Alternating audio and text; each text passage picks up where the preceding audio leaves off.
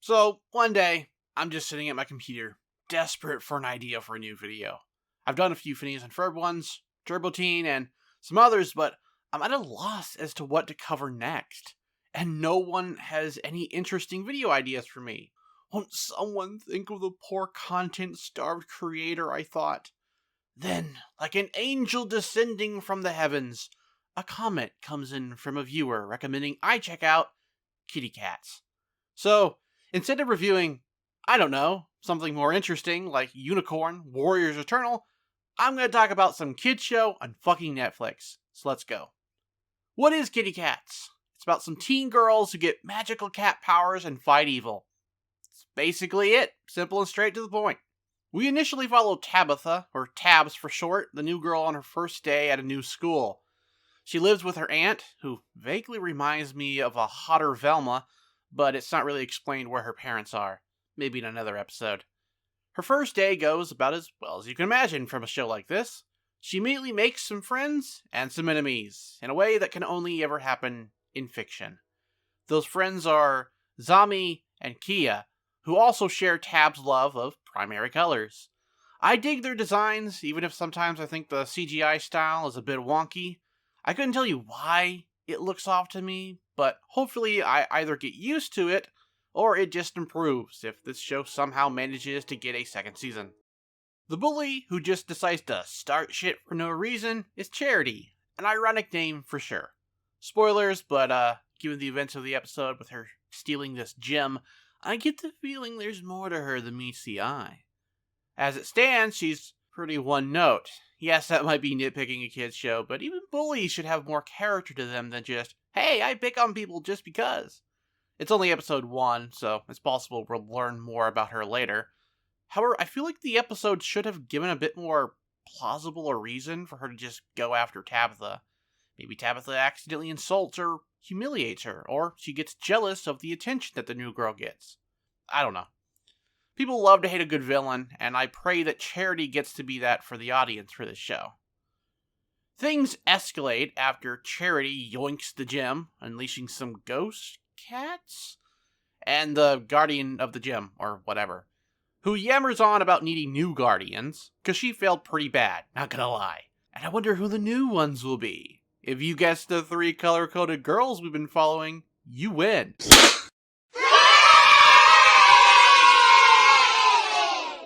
Tabs, Zami, and Kia become Ruby Kitty, Emerald Kitty, and Sapphire Kitty, complete with color-matching skin-tight outfits. Look at us! Superheroes! Just like Suki and the Samurai Squad. For some reason, this also then turns them into actual kittens, but with fur that matched their hair color, that no one else notices or points out as odd. Apparently in this town, cats come in all kinds of colors, including green and blue. We later learn that this happens when they drop their concentration or feel fear, because every superpower needs a weakness. It's a little silly, I'll admit, but the show is also called Kitti Katz, so it's probably par for the course. I just love when teens, who spend a lot of time already feeling anxious and scared, get stuff like this dropped on them. Like, yeah, I'm sure the still developing teens will totally be able to not feel fear and turn into cats at the worst timing. What makes matters worse, besides being trapped in the bodies of defenseless kittens, is they're being chased by demons. Demon dogs, to be precise. Get it? Because cats and dogs hate each other. These dog demons are suspiciously wearing jackets sporting the name of the girls' school team, which leads me to wonder if they too go to the same school. I say as if I figured out some obscure clue or something. My money is on the girl dog being either Charity or maybe her dog, but the timeline doesn't really match up for that to be true, so I'm not sure. Oh, there's also a cat council, by the way, because, of course, there is. I actually found this part funny.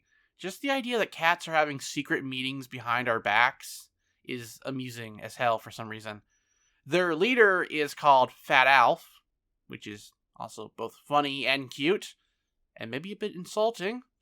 Unfortunately, or fortunately, depending on your definition of words, this part of the episode includes one of the weirdest moments. Focus and purr.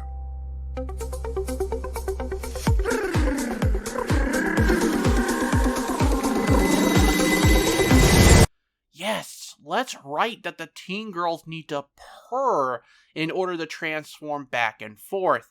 That's not a bit creepy at all.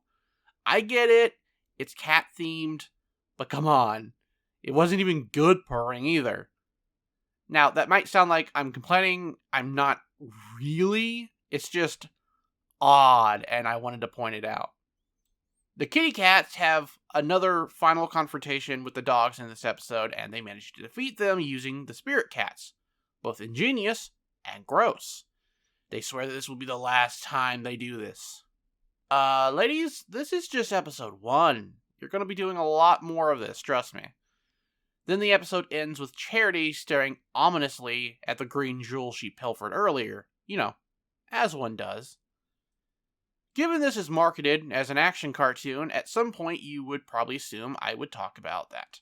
Well, you'd be correct. And as far as action goes, it's okay. I've seen better, and I've certainly seen worse. This is somewhere in between. Like with the last action cartoon I covered, Jade Armor, this show makes me wish it was 2D animated instead. A lot of their movements feel stiff, nothing feels dynamic, and some effects like this look lame compared to what I think 2D animation could achieve. Now, I'm no animator, of course, so anything I say should be taken with a grain of salt, but the show could stand to work on being a bit more animated and expressive with the action scenes at least. The show doesn't even have a bad style, it just needs a little bit more grease to get the wheels going, so to speak. I think the main characters are pretty good too, though. A little overexcited sounding at times, which grated on my ears. Did you see that jump? Oh yeah! I've got some powers! But again, it's for kids, so I guess it's to keep their attention.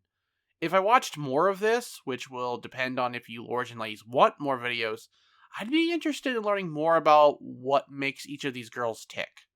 I'm crossing my fingers for some decent storytelling, at least, exploring the ups and downs of being a teen and balancing their time as superheroes. You know, the typical stuff you'd find in this genre of show. Honestly, I don't think Kitti Katz is likely to be the best show out there on Netflix. I'm definitely not the target audience for it, and that's okay. I think its first episode is a little rough, animation and plot-wise, but I didn't despise it, so that is saying something. If you've seen the show, why don't you let me know what you thought of it? Thanks for watching, and thanks again to Rosalina HG for the suggestion. And yeah, take care.